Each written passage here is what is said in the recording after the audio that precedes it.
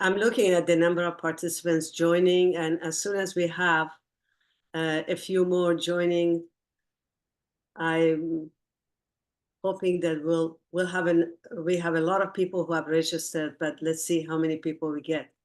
The numbers are going up. That's good. We're getting close to 50. So let's just give them one more minute. Numbers going up. Stabilizing so we can get started shortly. Thank you for joining us, everyone, and Happy New Year. For many of you, probably is the first webinar of the year. So I hope we leave you with good impressions and lots of energy for more Zoom meetings and more webinars, learning from each other. So let's get started. We have close to 70 people now. That's very impressive. Thanks for joining us again. I'm Shada Bedi from Open Data Watch, Managing Director of Open Data Watch. I'm also the co-chair of SDSN Trends. And for those of you who don't know, Trends is a thematic research network on data and statistics. It's really a research network looking at some of the very important issues of data and evidence-based policymaking. We particularly look at areas that maybe some of the more larger organizations or intergovernmental organizations have more difficulty addressing. So we are really an independent research group. And the co-chair of this group is also part of this discussion, Bob Chen, and the founding director of the group is with us, Jessica Espy, who actually started the SDSN Trends in 2015 and asked me to be her partner in crime and co-chair the group. And also Grant Cameron was also the director for a number of years. And right now the current acting director is not with us for this webinar, but I hope you'll get to know SDSN Trends and get to be part of this important network. Today, we're launching a work that we have done on reviewing the report on the world that counts and the status of the data revolution. This is the work that was started with the Secretary General panel on data revolution for sustainable development in 2014. And in fact, Bob and I were part of that advisory panel. And the term data revolution, in fact, came from another high-level panel that then Secretary General started in 2014, the high-level panel. And I have lots of stories how that name came about. If anybody is interested, get in touch with me, but I would not spend my few minutes doing opening remark to tell you about the story of the data revolution. But it has been really important term, and it's been important to find it that we are looking at in this assumption work. For me, being involved in that work for so many years, I have learned so much of what that data revolution and what the whole activity around data has brought us for sustainable development and the SDG 2030 agenda. I wanted to just mention three things before we get started. First is that what I have learned from the data revolution discussions and all the work that has followed up is that we really need to look at the data throughout the data value chain. We have in many ways been very much concerned with data production, but in the past 10 years and since we started looking at data revolution, we are much more of looking at data, how data is accessible, how data is used, how data is linked to policy, and what is the impact of data. So data value chain and looking throughout the data value chain has been really important part and one of the things that I have learned from the data revolution.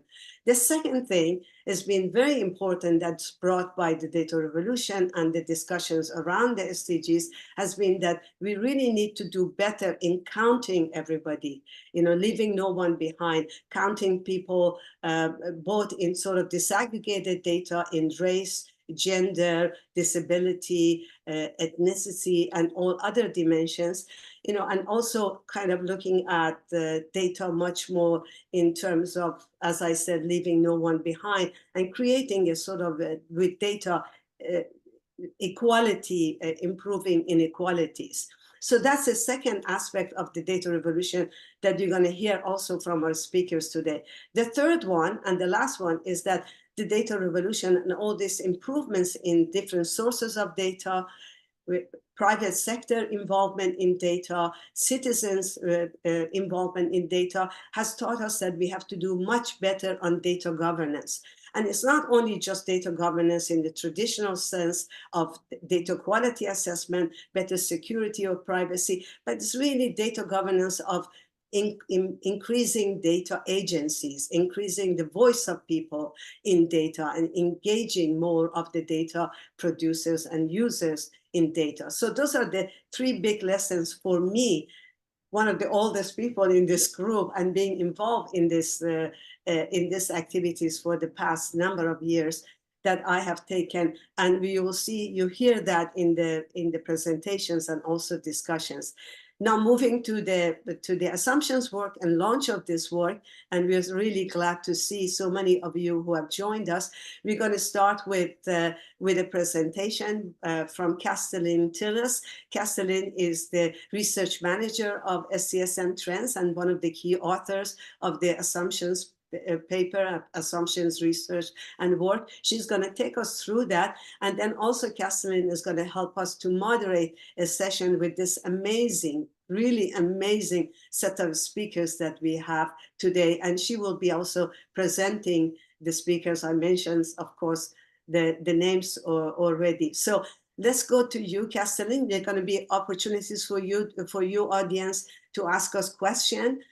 We really want to get this as a discussion group for the assumptions, to stimulate discussions around these topics. So this is not really it's a live activity that we have taken on, and we even have a website that Castellin would mention to you.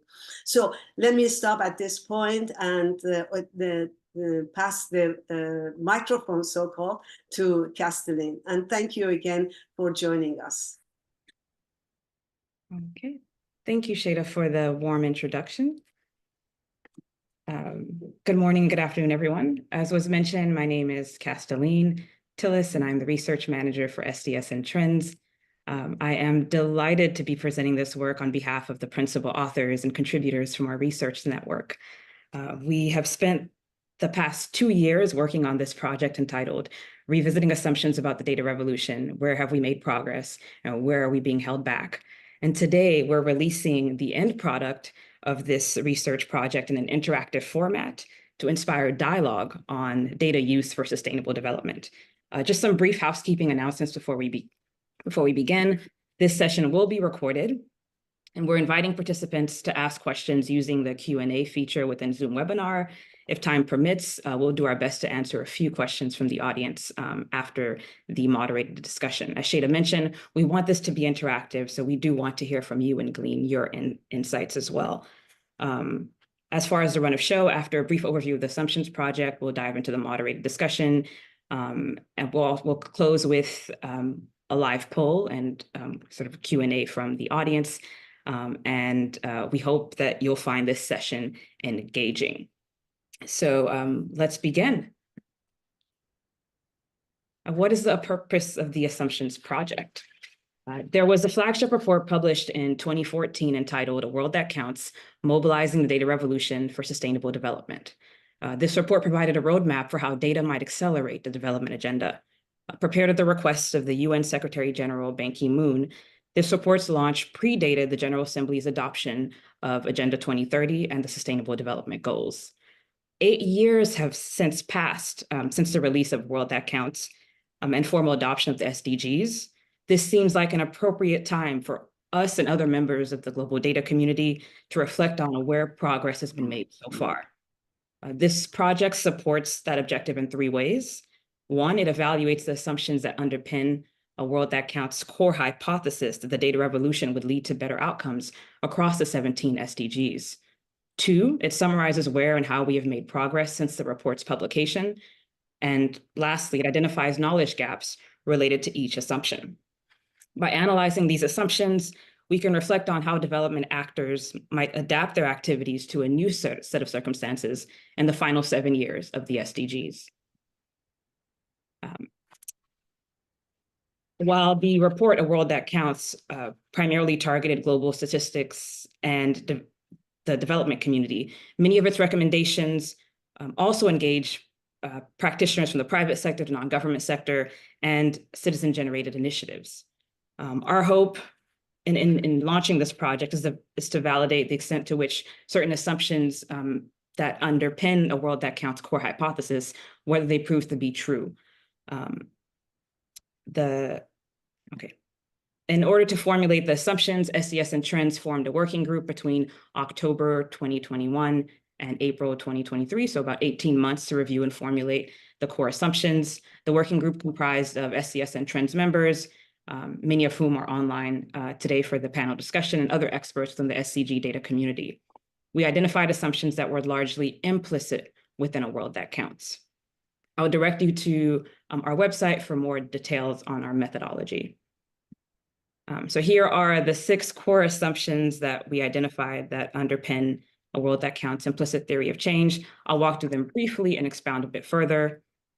So the first sort of fundamental assumption is that technical progress would lead to greater data availability. 2, the SDGs would be the driving force for data innovations for public good.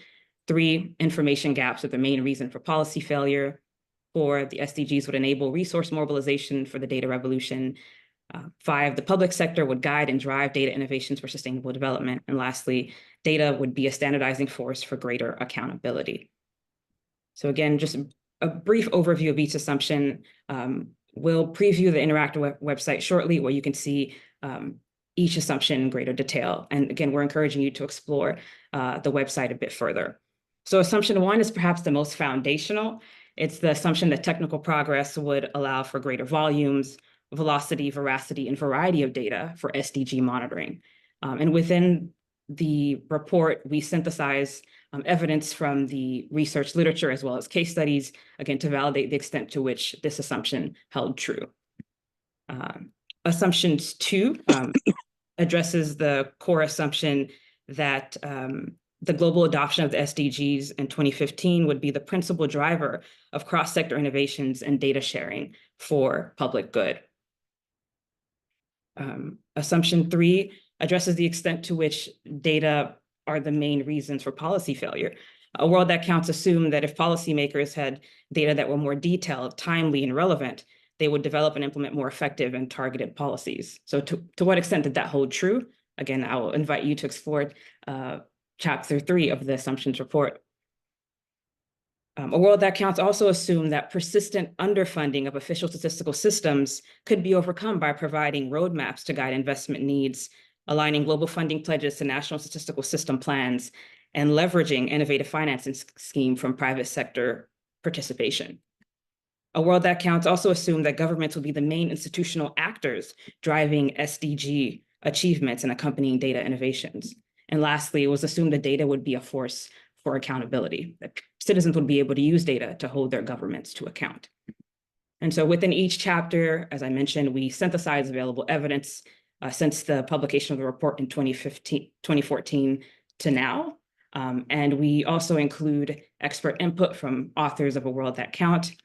Our hope is that this analysis will inspire conversation. It's not an endpoint, it's a starting point for discourse. We intend to spark a discussion rather than give definitive answers pertaining to data use for sustainable development goals. And we hope to be able to spark some of those discussions today to glean collective ideation for concrete recommendations. So thank you for joining us. Without further ado, let's preview the interactive website featuring the assumptions report.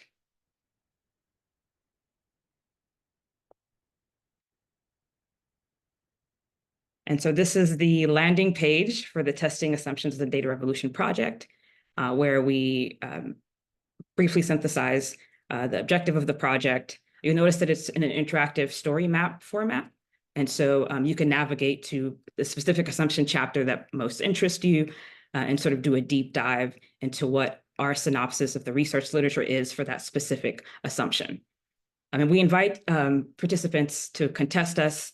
Again, this is meant to be a discussion where you feel that we have sort of, if you feel that there are additional assumptions that we have missed or overlooked. Within each chapter, we synthesize subsequent experience, a discussion, and future direction where we identify research gaps. And we have embedded survey questions within each chapter. Again, the hope is to make this as interactive as possible. We want to get your inputs. And so we invite you to respond to some of the survey questions pertaining to some of the knowledge gaps that we've identified for each assumption.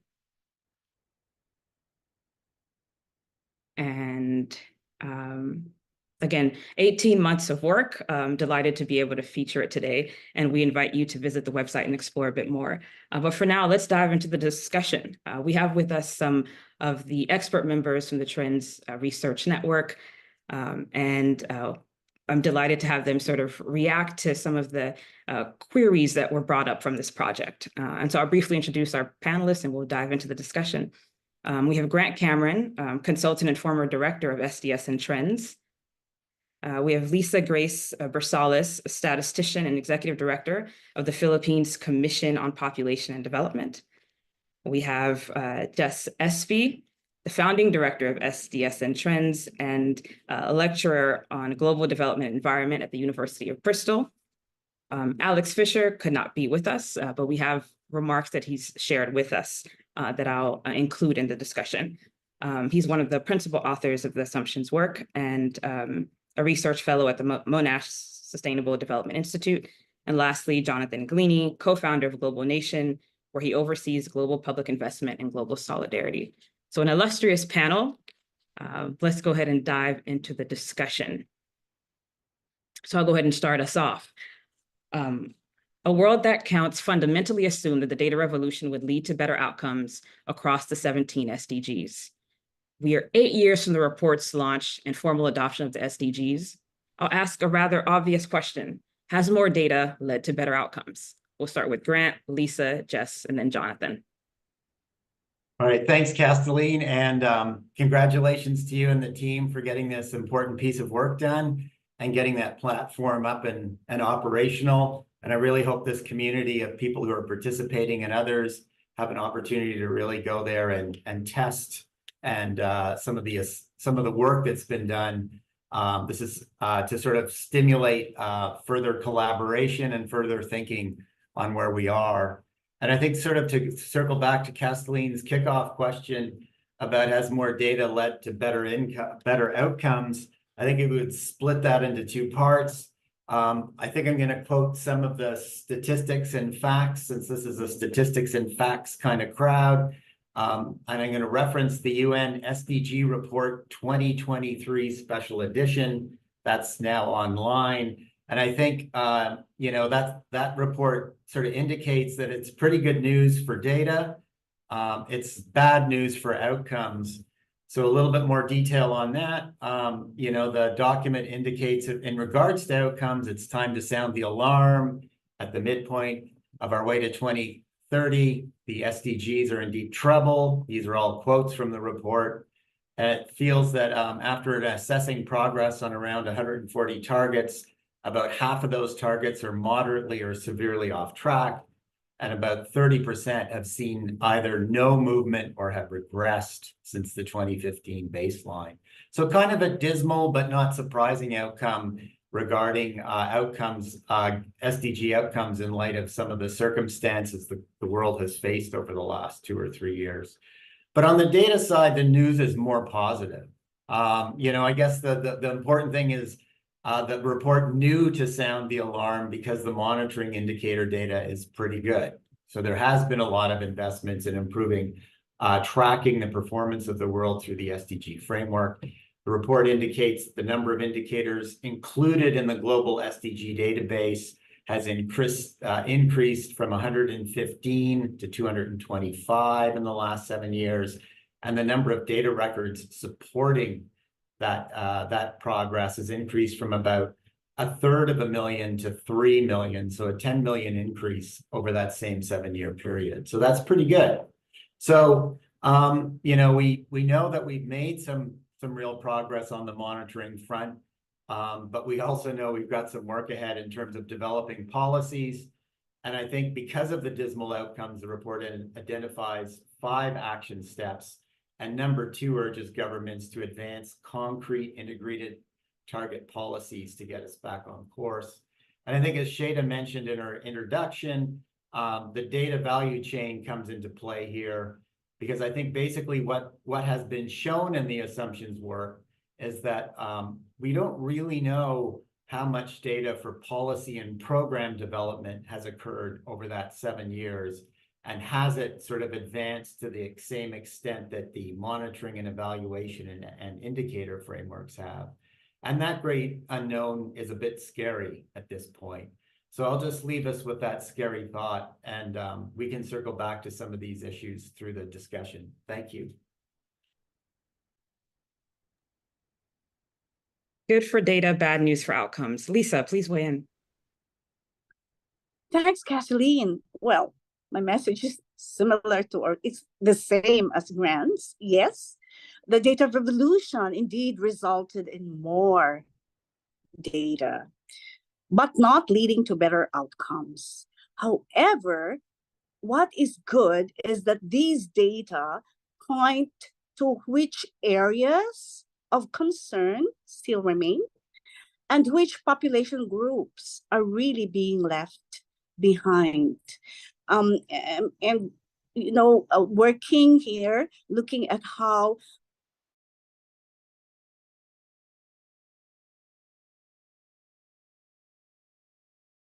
economic data seem to be really progressing well in terms of more granularity. Socioeconomic data, because of COVID-19, vital statistics reports have been produced more often now and more timely.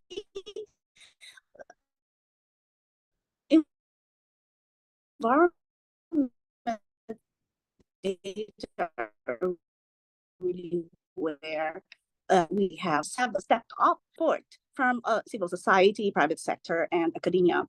But still, the pace has to be hastened. And that's really a very important concern. We are doing good, but let's hasten the pace of policies, better outcomes out of these data. Thank you, Cassidy. Jess and Jonathan, has more data led to better outcomes? Hi, thanks, Kathleen. And thanks, everyone. It's a pleasure to be here and such a great turnout. So thanks to all of you for dialing in at whatever time of day it is. Yeah, this is, I think, at the heart of the whole exercise you've done here, which is really commendable. And I think it's really important that we as a community take the time, or those of us working on data and statistics, take the time to think about, you know, you can increase, whilst the exponential improvements in data are welcome and should be commended, and the political attention that's now afforded to data has really improved. And we can see that in the report that Grant mentioned and in a number of statements from national governments, but also the Secretary General himself. You know, there really is a lot of attention to this issue at the moment, and that's really to be welcomed. But I think, as you highlight in Assumption 3, we still have the sort of uptake of that information for policymaking purposes, and the use of that information for designing effective policy responses is still something of a black box, which I think we need to unpack in a lot more detail to really make sure that all this information that we're generating that is so crucial to success is actually being used to inform effective policy. I think the other thing, before I sort of go into a more technocratic response about how you could sort of better understand that and try and dissect policymaking processes and understand how data can be used, is also just to remember that since the SDGs were agreed and since 2015, there have been 2 huge movements affecting the world that have really kind of pushed and pulled interest in data and information.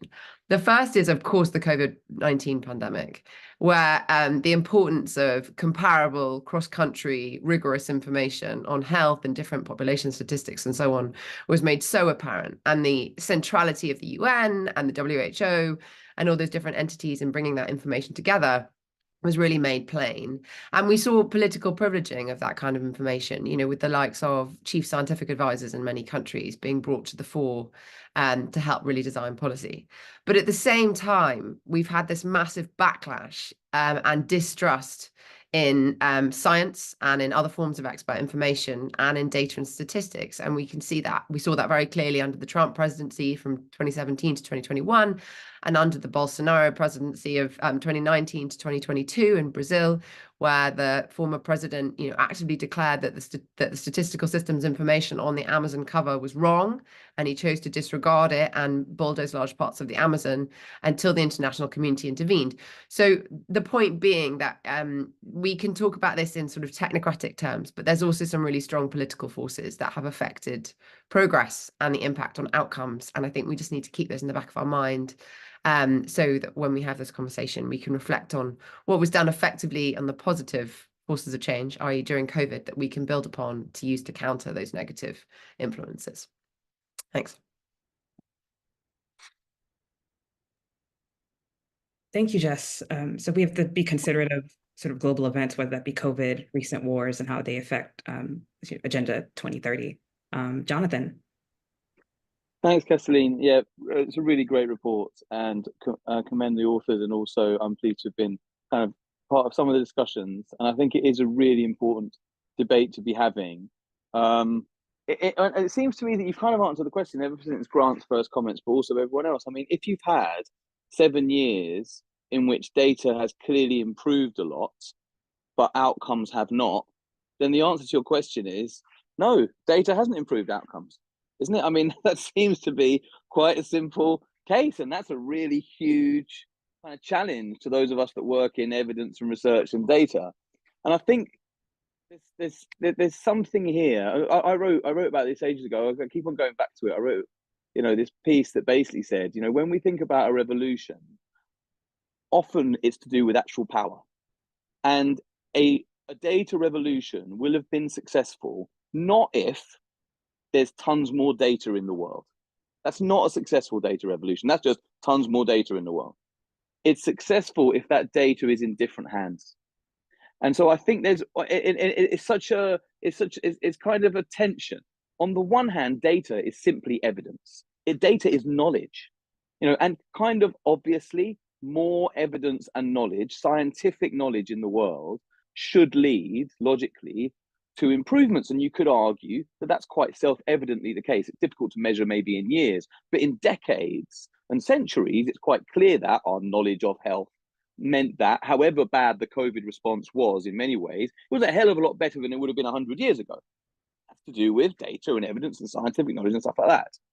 So data is evidence and therefore is likely to produce better outcomes for people. But data is also power. Francis Bacon said knowledge is power, and data is a kind of knowledge. So it matters who owns the data, who has access to it. And the assumption that more knowledge and evidence means we will pollute the planet less, or perhaps even more profoundly, that we will become a more equal society and globe, is a flawed assumption, because it depends who has the data, and powerful people can use data to further embed their power. Rich people can use data to further embed their wealth. Polluters can use data and knowledge to further develop their strategies to put off the inevitable changes we require in society. So as well as more, we desperately need this data to be shared and managed in a different way.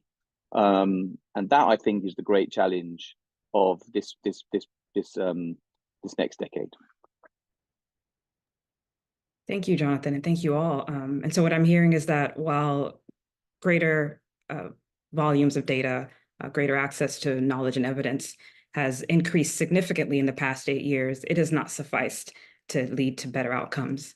And the relationship between data and outcomes is a lot more nuanced than sort of might have been previously assumed. There's a lot of interconnected factors, like who has access to the data, to what extent do they value it, and whether or not they use it in decision-making, for example, will affect the extent to which it leads to better outcomes. That leads to sort of our next question, which addresses data and one of the key outcome measures of policymaking for SDGs. So assumption 3 addresses data and policymaking. Having access to greater volumes and variety of data has led to improvements in SDG indicator monitoring. But has this data been used to change national and international policy?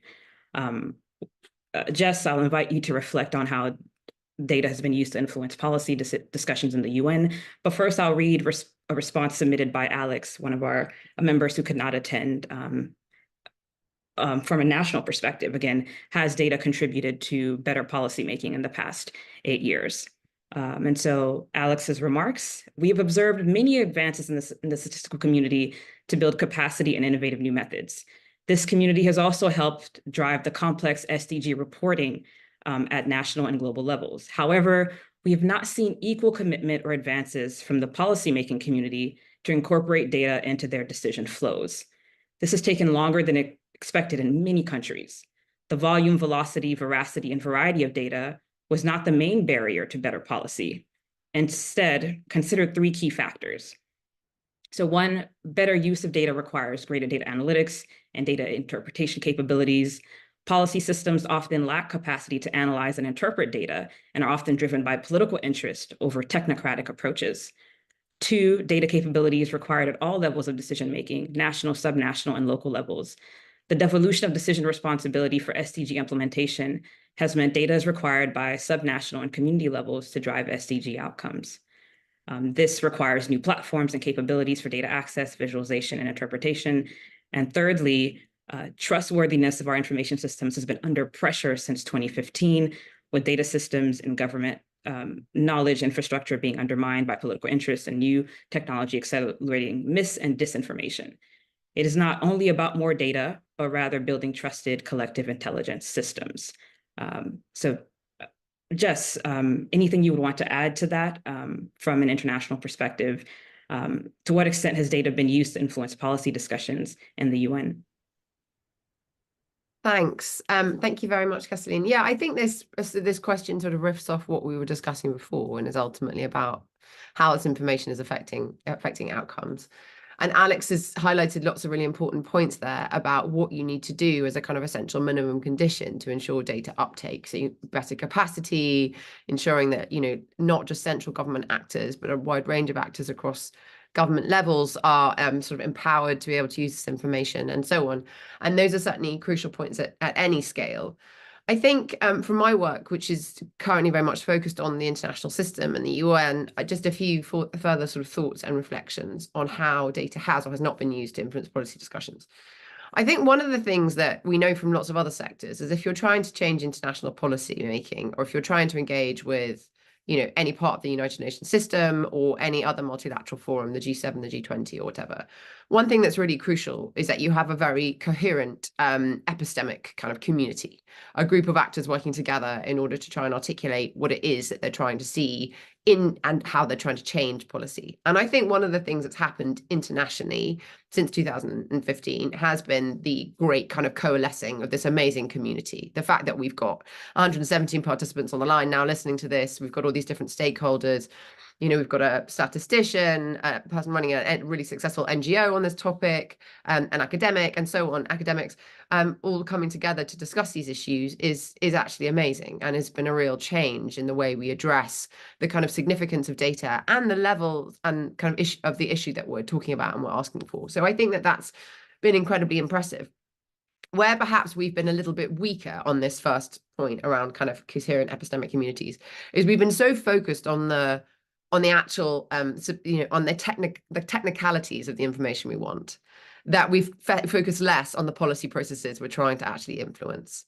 So if we talk in broad terms about we need more information on X, we need more data on Y, that's great and admirable and can result in more investment and more sort of technological improvement and new partners and new science and so on. But unless you're very clear on exactly how you're going to use that data to inform a specific policy process, it can be hard to affect change.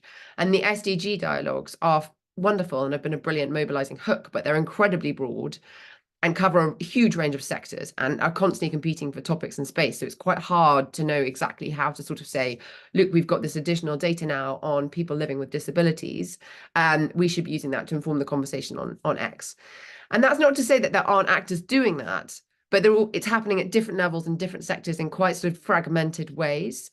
And so I think we as an international sort of data community need to be quite clearer on the substantive policy areas that we're trying to affect change on at any one time.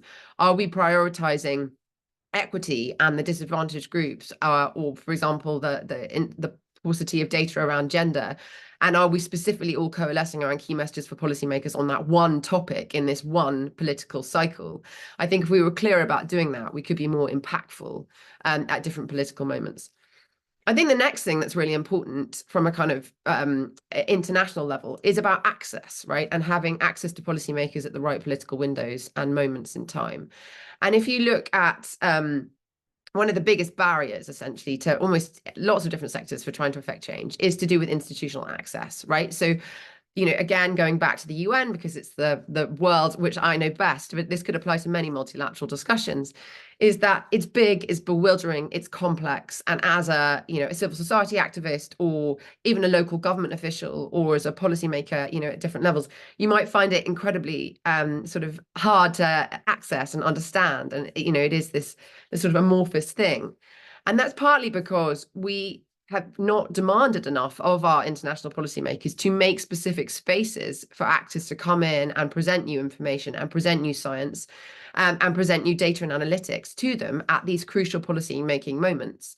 During the SDGs, something pretty radical happened during those deliberations, where the Open Working Group, which was one of the modalities that was used to deliberate the SDGs, had these panels where they invited scientists and leading data experts and representatives from statistical systems to come and talk to them on substantive issues. So there was a panel on urbanization. There was a panel on, you know, production and consumption. And they had statisticians and academics all sort of coming together to present their information before they started the policy deliberations. The UN doesn't normally work like that, but it should. And we should be presenting this kinds of really robust cross-sectoral information from lots of different experts to policymakers as they go into these incredibly pressing deliberations. You know, and just to provide one more example, and then I'll shut up. But is, you know, look at, for example, the science of urbanization today. You know, more than 2/3 of the population seem to be living in urban environments. We know that cities are, along with climate change, are the most fundamental driver of planetary change, right? They are what is causing temperature controls, waste products, demand, supply, consumption, et cetera, et cetera, et cetera.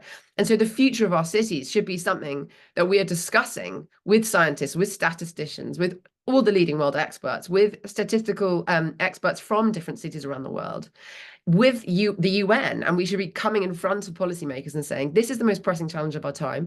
Here's the latest evidence. Now you deliberate once you've all got the same information in front of you. But that isn't what happens. Policymakers go, they deliberate, they decide their own positions in their own little country silos, and then they come back to these multilateral forums with their own individual country brief and try and mash together an outcome.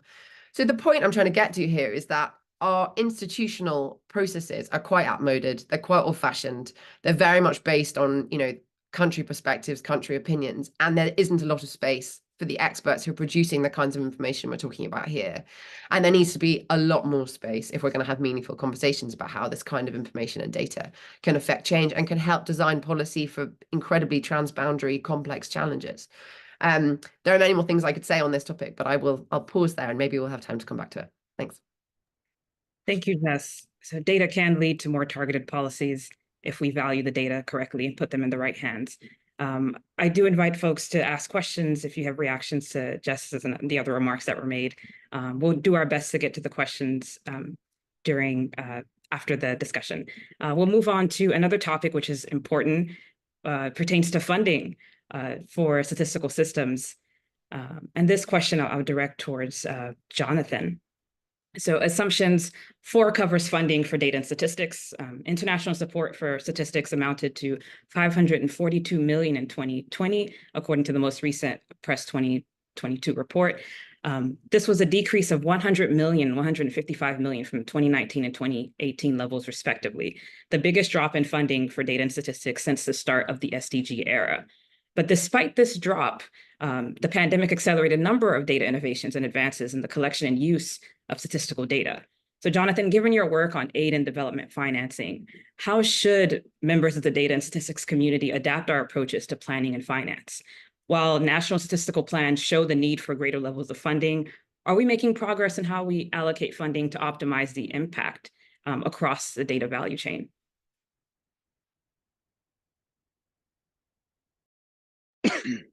So thanks for that. And I mean, I'm really appreciating the comments that have been made, including what Jess just said. And you know, it does seem to me that it is impact. So we've just been discussing about what the relationship is between improved data and impact for people and planet. And it's clearly complicated one, which we knew, but I mean, the narrative and the story that we're telling is going to confuse people.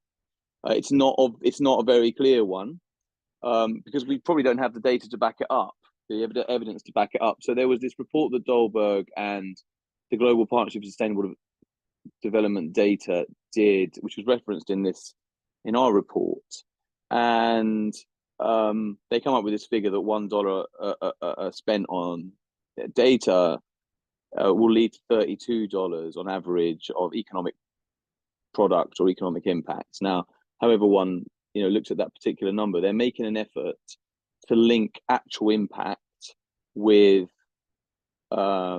increased funding for data initiatives. That clearly has to be the way forward. So the first thing that I think one needs to do, I mean, I'm not going to say anything that's everyone's going to go, wow, I never thought of that. I mean, clearly that is like, it's pretty obvious. It's not so obvious that we always do it. And this is why I thought Jess's comments just then were useful.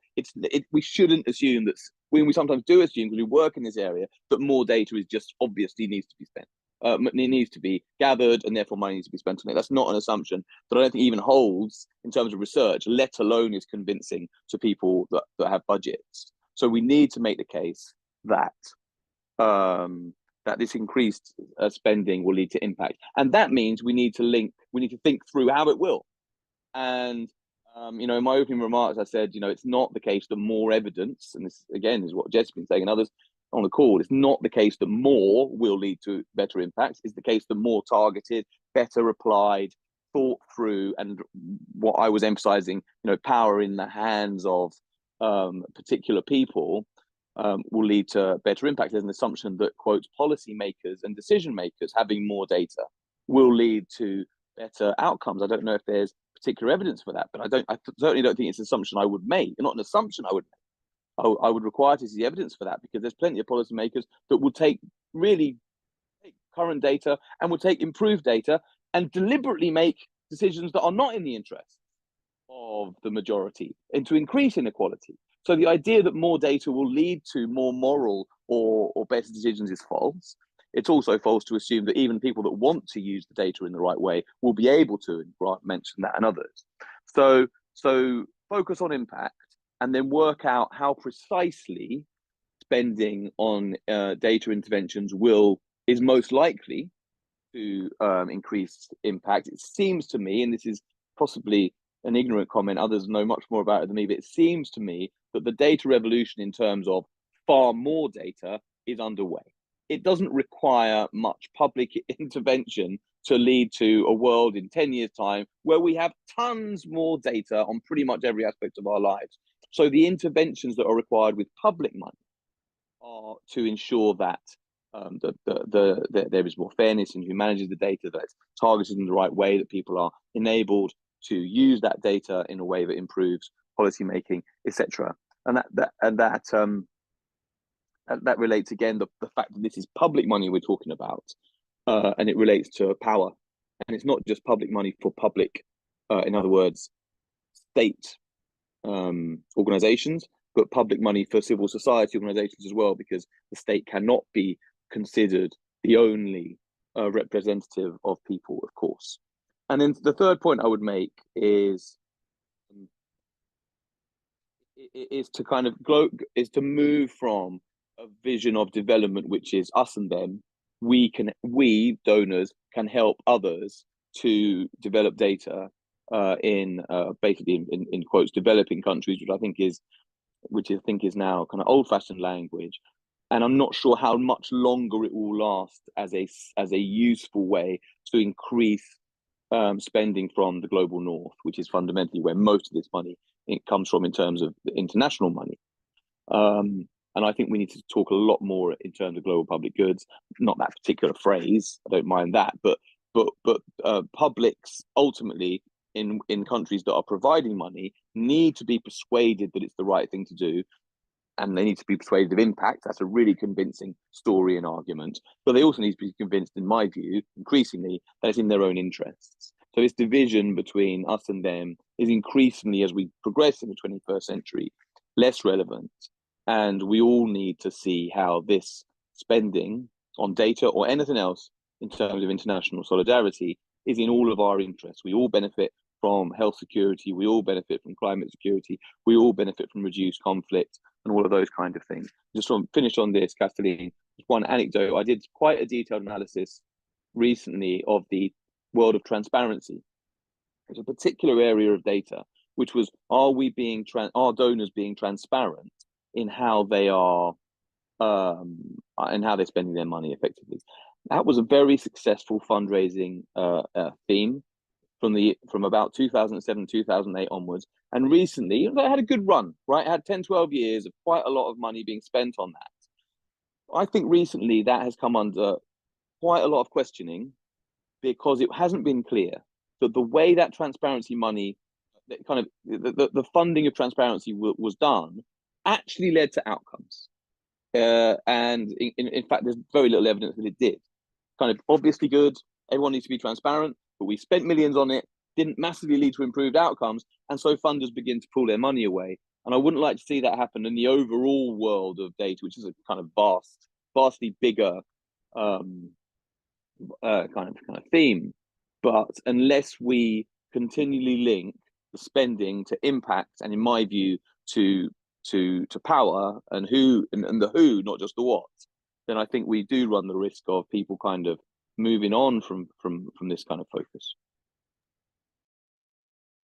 Thank you, Jonathan. I also want to address that there are many remarks on this topic also in the chat and within the Q&A feature. We won't get a chance to answer all of the questions, but I wanted to highlight that Claudia Wells mentioned that we have problems with harmonized and coherent funding to statistical systems. And thank you for the report that you've shared as well.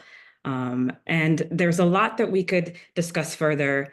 So we've addressed funding, how to best leverage funds that we do have in the final 7 years to achieve SDG outcomes. We've discussed the linkage between more data and better policies, and the extent to which more data over the past 8 years have led to better outcomes. And so there are lots of lessons that we can continue to reflect on. But I want to sort of think forwardly. So in the 7 years that remain, what can we do to better leverage data to improve sustainable development, to achieve the sustainable development goals? And so this closing question I'll address to Grant and Lisa. What will be necessary in the next 7 years to best leverage data for improved SDG outcomes? It's an ambitious question, but I'm curious to hear what both of your takes on that. So we can get started with Grant and then Lisa. Yeah, I mean, I'll be very brief because I know we're under some time constraints. I mean, I think two things come to mind. I think in order for us to leverage data better, we do have to have a better understanding of some of the political economy issues that Jonathan's raised in terms of who and how we kind of arm people with data to encourage the best development outcomes and the best discussions about those development outcomes. So I think that's one important point. I think another point in terms of sort of circling back to what we don't necessarily know is we do have good information and the indicators under SDG 16 about how the evolution of institutions has performed over the last few years. There is a little bit of a big stuck, as some researchers have called it, where line ministries and state capabilities haven't really progressed very quickly at the same rate that data has progressed. And to sort of unpack a little bit more, if some of those things are just the inability to use the data that's already with us, is something that I think would be really important for us to understand where the best data investments are.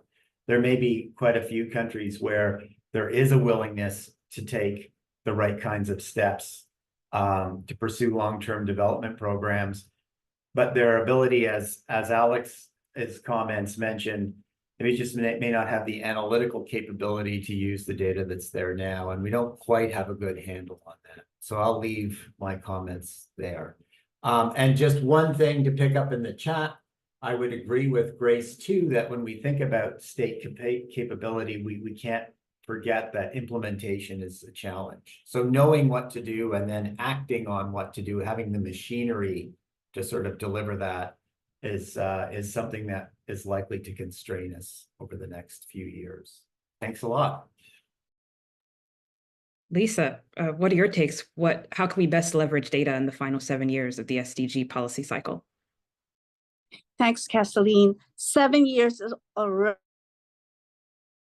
So my thoughts are, as a global, let us already read all of those reports that have been produced using all the data that have been generated, and really focus on where we need, stronger coalitions to help on policy making, to provide investments, to do capacity building.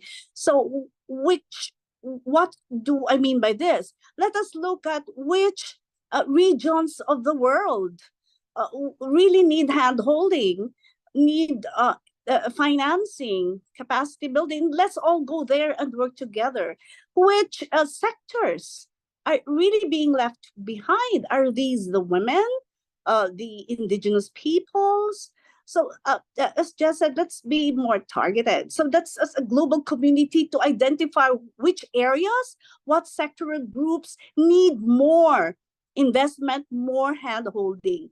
But I always say this, the work happens in countries. So in countries, my suggestions are really produce more granular data down to the subnational level, and really focus on what policies are needed for this more granular information. So like in the Philippines, we are trying to produce really more information on our more older persons. How are they doing? Are they being left behind? More data on indigenous peoples, more data on women, more data on farmers and fisher folk. Another one is the national statistical system should be able to access demanding. In the Philippines, the Philippine Statistics Authority is already able to get good funding from government, but these funding could be augmented by other domestic sources. For example, universities in the Philippines have used SDGs as a framework in reporting their accomplishments on research and on public service. And they have budgets for this. And so they augment what the Philippine Statistics Authority produces with more newer data sources. And lastly, we really have to bring out there, provide more data stories and how data are being used to produce policies.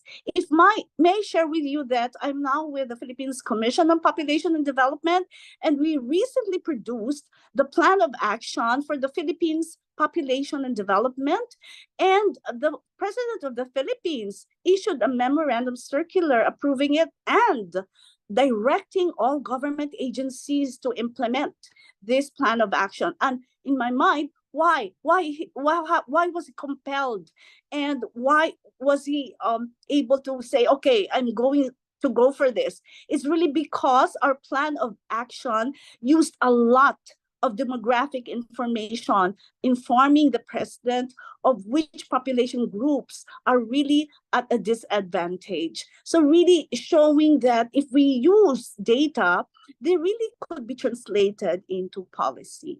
Thank you very much, Kathleen. Thank you, Lisa. And so more disaggregated data to develop policies and programs for populations, for all populations, so that no one is left behind, I think was one of the key things that I pulled from your comments. Thank you all for joining us. We are limited on time. As I mentioned before, this is a starting point, not an end point, for a discussion on how to best leverage data for sustainable development. We invite everyone to visit the website to explore the Assumptions Project a bit more. We'll close with a quick poll, and we'll have closing remarks from our co-chair, Robert Chen. And so then the hope from this poll is to gauge your insights on some of the main discussion items that were brought up. And so if you'll just spend a minute to answer these questions, we'd love to hear from you.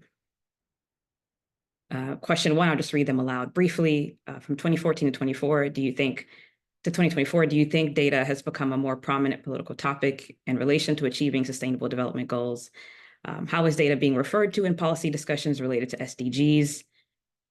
Which sector do you believe has been most effective in using data to inform policy design?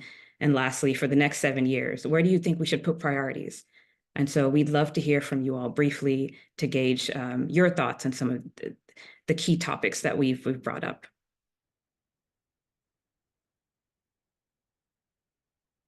And we will follow up on the Q&A that was sort of asked by audience members bilaterally in post-webinar communication. So sorry that we did not have a chance to address some of the audience questions online. So thank you for your understanding. We will follow up sort of after the webinar. We want to make sure to address all of the questions that were answered. As far as the polling questions, I'm seeing that in the past decade, most people believe that data has become a significantly more prominent political topic in relation to achieving the SDGs. That's great to hear. And that it's mostly pertaining to an accountability tool for global monitoring. And so again, we've seen improvements in using data for SDG monitoring and reporting. How can we shift the scale to also see improvements in effective policy design in the next 7 years is a question that we've posed for discussion today. Which sector do we feel has been most effective in leveraging data to inform policy? Health. I'm sure with the recent COVID pandemic, we've seen demonstrations of how data analytics can improve population health. And lastly, for the next 7 years, where do we feel we should put priorities? I'm seeing the overwhelming majority feel that increasing political support for evidence-based policymaking is perhaps the most important place to kind of shift our focus in the final 7 years. I think that's a great way to close. And we invite everyone to visit the website. I'll now turn it over to Bob Chen, one of our co-chairs for SDS and Trend, for final remarks. Okay. Thanks, Castelline. And can you post the results of the poll? Right now it's just showing the questions. Great. Yes. So yeah, we're almost out of time, not unexpectedly, and apologies for not being able to have panelists respond verbally to some of the questions. I've been trying to respond, and hopefully others have responded online through the poll function if you haven't looked at those. I just wanted to close. I mean, I also had a lot of thoughts hearing all the discussion today, but as Castelline said, this is the beginning of the discussion, and Trends is planning to pull information from the report, but also inputs from folks like you into further outreach in events like the World Data Forum and such. So we're certainly welcome engagement by people here. I think Trends is in a good position. I made a comment about that in some of the questions because we are both international and cover the different stakeholder and groups involved. Statisticians and experts and people with lots of government experience, both national and international. So again, we invite people to participate and contribute. I do think that the questions raised here affect the next 7 years, but they also are presumably things that should be thought about in the post-2030 environment. In fact, one of the questions I asked about whether there are too many goals and they should be narrowed. And I think obviously the similar questions could be asked about the data because we have been sort of overwhelmed ourselves with so many different indicators and data, with everybody wanting to participate, that maybe we've lost sight of some of the key priorities. but that's for another discussion. So let me close there and thank everyone for participating, and especially the panelists. I think you can react with a clap or whatever, and I'll pass it back to, is it Shada? Are you getting the last word? Thank you. Thanks, Bob, and thanks to all the panelists, and particularly to Castelline and the team at Trends for organizing this wonderful event. And we've had amazing questions. I'm trying to keep up with answering some of them, but as Castelline said, we'll definitely come back to some of you, learning also from your questions as what's important and what you heard from us. Any other questions you have, or any other feedback or reactions, please get in touch with us. As you use the website and you have any feedback, get involved, get your network also involved in these discussions. And I hope it's been a good webinar, one of the first webinars in 2024, and we'll keep in touch with all of you. Thanks again, and have a great rest of the day, wherever you are. God bless.